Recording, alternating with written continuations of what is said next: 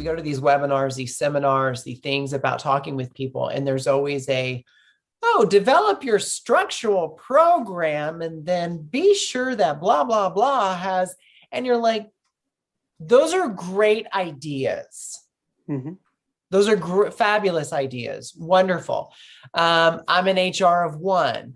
I'm a smaller organization. I don't have this huge budget. I'm a nonprofit. So, and so again, this book, your book, allows it to be some very good construction as to what you can do to help those organizations guide step by step in that, in the handholding process, along with sharing your experience, your whole personal experience with it. Mm-hmm. I think, it's really three components. I think, when I talk about this whole moving from policy to practice thing, I mean, it's really, there's the cultural component. Mm-hmm. And again, it's about being aware.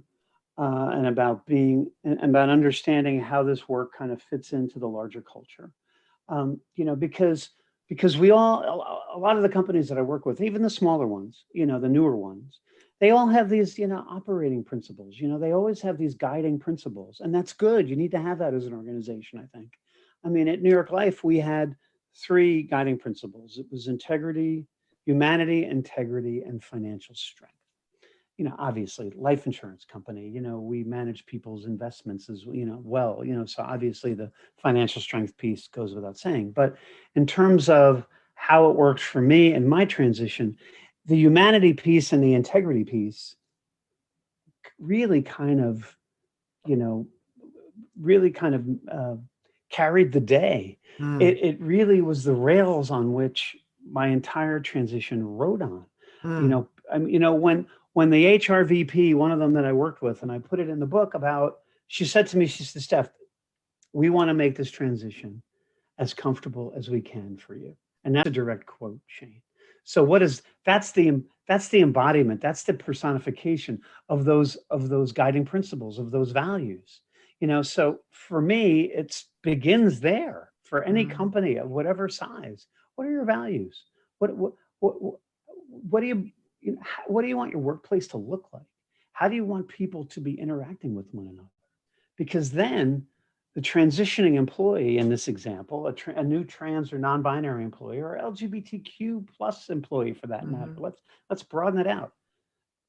That should all fit in to this value set that you have, that you are, in some instances, creating your culture around.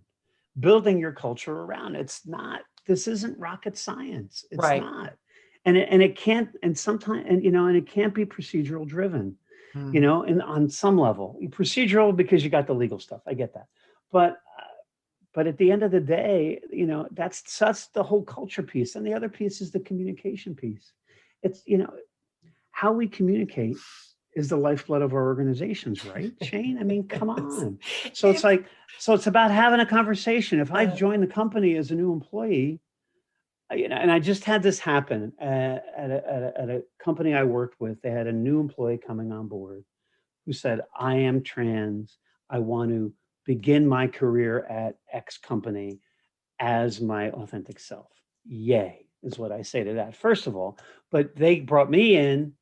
And this is a large international company whose name I prefer not to use because I haven't asked for permission. But they brought me in so that I could talk to their team, that this person was going to be a part of, And the good news was they're all like, not a problem, not a problem, and it should never be a problem. It's like, Ryan Nassib coming out, the defensive end for the Las Vegas Raiders. I loved what he said in his video that he posted on his social media. It's like, I hope that there's a day that this isn't such a big deal anymore. Yeah. It's just who I am and who we are.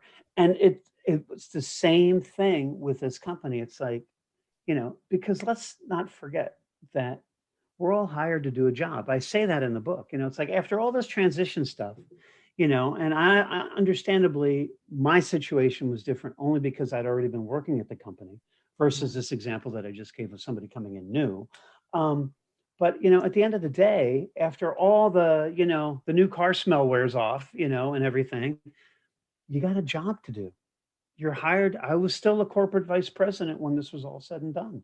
I Mm, still had a 35-person unit that I had to manage the daily operations of. I had, 4 direct reports and all. I still had to do, on one side of the glass ceiling, what I had to do on the, beforehand on the other side of the glass ceiling. The juice of the book really is how the culture and how everyone else reacted to me after I came out. So there's that whole communication piece, just mm, about meeting people where they are. And then lastly, it's the continual, I call it continual education piece, because it's like we've already talked about. mhm, The need for education is great. It's never gone away.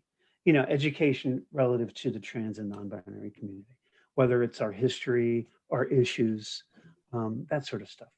So that people can be better positioned to be allies, mm, moving forward. Because it's, I think trans people in and of themselves, because there's not that many of us, um, relative to the larger population, we can only move the culture so much. mm. It's having our allies standing in solidarity with us, our advocates standing in solidarity with us, that really moves the culture with much greater um, uh, veracity, I would say. Mhm. It's that kind of thing.